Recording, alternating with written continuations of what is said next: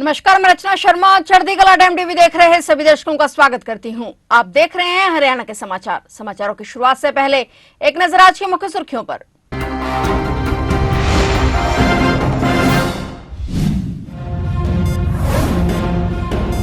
प्रधानमंत्री नरेंद्र मोदी का हरियाणा दौरा, लाडो लक्ष्मी योजना की पहली किश्त करेंगे जारी। 17 अक्टूबर को पहले कार्यकाल का 1 वर्ष पूरा कर रही सैनी सरकार।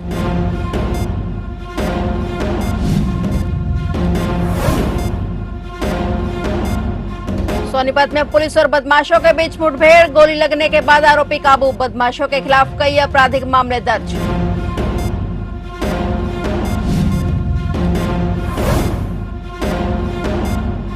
दिल्ली जा रही ट्रेन से 80 लाख रुपए बरामद। जनरल बोगी में बैग लेकर जा रहा था युवक, रेलवे पुलिस ने किया काबू।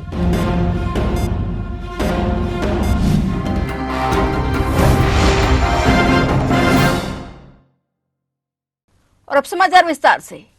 हरियाणा की नायब सैनी सरकार 17 अक्टूबर को अपने पहले कार्यकाल का 1 वर्ष पूरा करने जा रही है। इस मौके पर प्रधानमंत्री नरेंद्र मोदी के हरियाणा दौरे की संभावना जताई जा रही है। मुख्यमंत्री नायब सिंह सैनी ने हाल ही में दिल्ली जाकर पीएम मोदी को राज्य में आमंत्रित किया, जिसे प्रधानमंत्री ने सैद्धांतिक रूप से स्वीकार भी कर लिया है। अगर दौरा तय होता है तो यह पीएम मोदी का हरियाणा का 17वां दौरा होगा। सूत्रों के मुताबिक प्रधानमंत्री का कार्यक्रम 18 अक्टूबर को अंबाला कैंट में आयोजित किया जा सकता है। अंबाला को कार्यक्रम स्थल के रूप में चुनने के पीछे एक खास वजह बताई जा रही है। यहाँ 600 करोड़ रुपए की लागत से बन रहे वार मेमोरियल और डोमेस्टिक एयरपोर्ट का उद्घाटन पीएम मोदी के हाथों से कराया जा सकता है। सरकार की महत्वाकांक्षी लाडो लक्ष्मी योजना के तहत पात्र लाभार्थी महिलाओं को 2100 रुपए प्रति माह की वित्तीय सहायता दी जा रही है। संभावना है कि पीएम मोदी इस योजना की पहली किश्त महिलाओं को अपने हाथों से सौंपेंगे। सोनीपत में गोहाना क्राइम ब्रांच और बदमाशों के बीच खरखोदा थाना क्षेत्र में मुठभेड़ हो गई। इस दौरान गांव खेड़ी दमकन में सीआरपीएफ जवान कृष्ण की हत्या के मामले में वांछित 2 आरोपी निशांत और अजय को पुलिस ने दबोच लिया। पुलिस ने मुठभेड़ में दोनों बदमाशों के पैर में गोली मारी, जिसके बाद उन्हें घायल अवस्था में सिविल अस्पताल खरखोदा में भर्ती कराया गया। सूचना मिलते ही सोनीपत पुलिस के आला अधिकारी भी मौके पर पहुंचे और घटनास्थल का जायजा लिया। पुलिस अधिकारी ने बताया कि दोनों बदमाश लंबे समय से फरार थे और उनके खिलाफ कई आपराधिक मामले दर्ज हैं। फिलहाल पुलिस मुठभेड़ की गहनता से जांच कर रही है।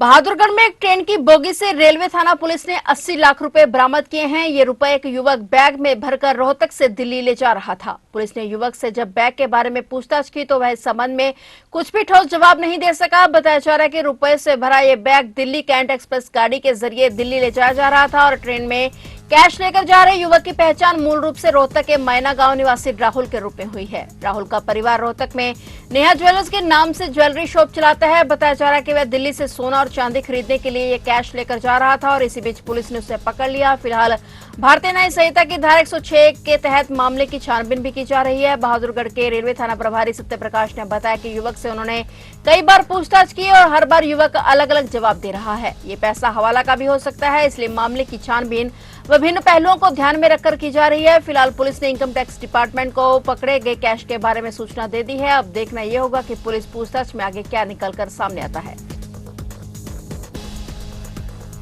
हरियाणा से बड़ी खबर सामने आ रही है। गुरुग्राम के एक नामी स्कूल की टीचर से गैंगरेप का मामला सामने आया है। मामले में 4 जिम ट्रेनर्स को पुलिस ने गिरफ्तार कर लिया है। पुलिस ने मामले की जांच शुरू कर दी है। पीड़िता टीचर इस स्कूल में विदेशी भाषा पढ़ाती है और सभी आरोपी जिम में बतौर ट्रेनर और जुम्बा डांस की कोचिंग देते हैं। पीड़िता की ओर से मिली शिकायत पर पुलिस ने मामला दर्ज कर लिया और आरोपियों को कोर्ट में पेश किया जाएगा। पुलिस अधिकारी ने बताया कि सभी आरोपियों को गिरफ्तार कर लिया गया है।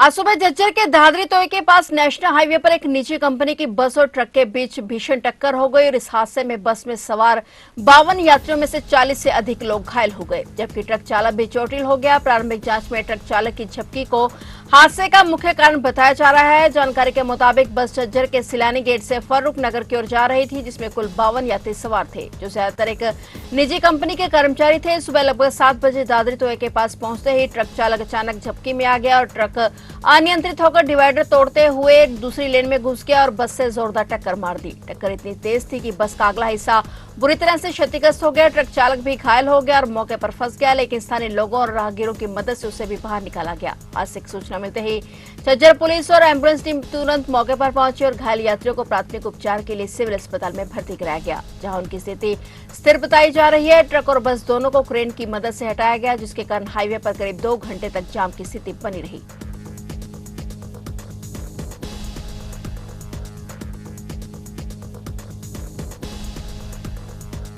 हरियाणा के जिला फरीदाबाद की बसेलवा कॉलोनी में मामूली कहासुनी को लेकर एक दुकानदार परवीन पर बदमाशों ने चाकू से ताबड़तोड़ हमला कर दिया। इस हमले में घायल परवीन को कई चाकू लगे, जिसके चलते उसकी मौत हो गई। गौरतलब है कि घटना के समय पुलिस भी पहुंच गई थी। पुलिस ने भी हमलावरों से घायल को छुड़ाने का प्रयास किया, लेकिन पुलिस और कानून से बेखौफ बदमाशों ने पुलिस की मौजूदगी में भी परवीन को कई बार चाकू मारे, जिसके चलते परवीन की मौत हो गई। और वहीं इस मामले में फरीदाबाद के पुलिस प्रवक्ता यशपाल ने बताया कि पूछताछ में सामने आया कि 2 अक्टूबर को रात के समय आरोपी अपने साथी के साथ सागर जनरल स्टोर के पास सिगरेट पी रहे थे और जहां पर उनकी मृतक परवीन के साथ कहासुनी हो गई, जिन पर उन्होंने परवीन के साथ मारपीट की और राजा ने चाकू से परवीन के सीने में वार कर दिए। आरोपी राजा पर 12 से 13 मामले दर्ज हैं और वह मई महीने में ही जेल से बाहर आया था।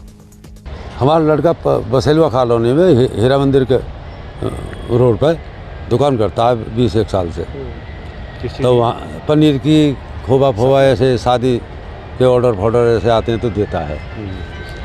तो रात पता नहीं किस बात पे 4-5 आदमियों ने चाकू दुकान बंद करके दुकान बंद करके गया और घर के लिए तैयार हो रहा था।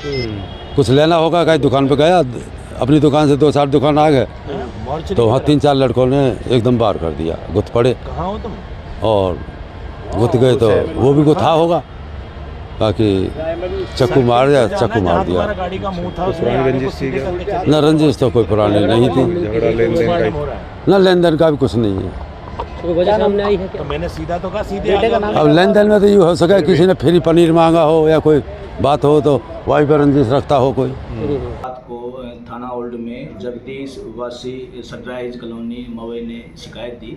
इसमें आरोप लगाया कि उसका बेटा परवीन, जिसकी बसीला कॉलोनी में पनीर की दुकान है, कल वह अपने एक दुकान में काम करने वाले एक अन्य कर्मचारी के साथ वापस घर आ रहा था। तो रास्ते में सागर जनरल स्टोर गली नंबर 6 के चौक के पास पड़ता है, जहाँ पर वो मोटरसाइकिल पे सामान लेने के लिए रुका। तो वहाँ पर एक राजा नाम का लड़का और अन्य लड़के खड़े थे, जिनसे उनकी कहासुनी हो गई। और इस दौरान लड़ाई झगड़े में राजा ने उसके बेटे को चाकू मार दिया और जिससे उसकी मृत्यु हो गई है, जिस पर यह मामला हत्या का और मारपीट का मामला थाना ओल्ड में दर्ज किया गया। पानीपत जिले में डायरिया के मामले लगातार बढ़ते जा रहे हैं। 5 महीने में डायरिया से 14 लोगों की मौत हो चुकी है। वहीं अब 5 वर्षीय बच्ची की भी उल्टी दस्त से मौत हो गई। डायरिया से मरने वालों की संख्या अब 15 हो गई है। डायरिया से मरने वालों में से 1 से 10 साल तक के 10 बच्चों की मौत भी हो चुकी है। बच्चा सैनिक कॉलोनी का रहने वाला है और जिले में जून से अब तक डायरिया से 15 की मौत हो चुकी है। इनमें ज्यादातर बच्चे हैं जो उल्टी दस्त से ग्रस्त होकर मौत का शिकार बन रहे हैं। हालांकि स्वास्थ्य विभाग की टीमें लगातार पानी के नमूने ले रही हैं और नमूने फेल होने पर वहां टीम जाकर सर्वे कर रही है और पानी की समस्या को हल करवाया जा रहा है।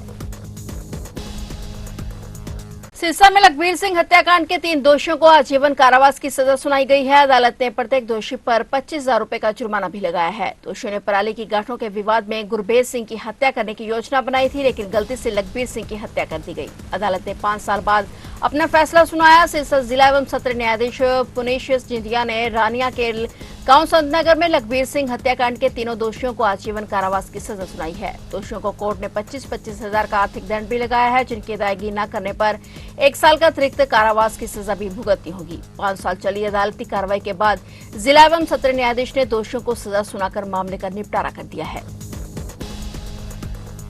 सोनीपत के राय इंडस्ट्रियल एरिया में झाड़ियों में एक नवजात बच्ची मिलने से सनसनी फैल गई। सूचना मिलते ही पुलिस मौके पर पहुंची और बच्ची को सिविल अस्पताल में भर्ती कराया गया, जहां उसकी जांच चल रही है। राई थाना पुलिस आसपास के इलाके में बच्ची के माता पिता की तलाश कर रही है और इस घटना ने मानवता को शर्मसार कर दिया है। पुलिस ने बताया है कि रूड़े बाबा की मड़ी के पास झाड़ियों में नवजात बच्ची बेसहारा हालत में मिली। मासूम की रोने की आवाज सुनकर राहगीर ने पुलिस को सूचना दी और पुलिस मौके पर पहुंची और बच्ची को नागरिक अस्पताल सोनीपत भिजवाया गया। अस्पताल में डॉक्टरों की टीम बच्ची के स्वास्थ्य की जांच कर रही है। फिलहाल बच्ची सुरक्षित बताई जा रही है।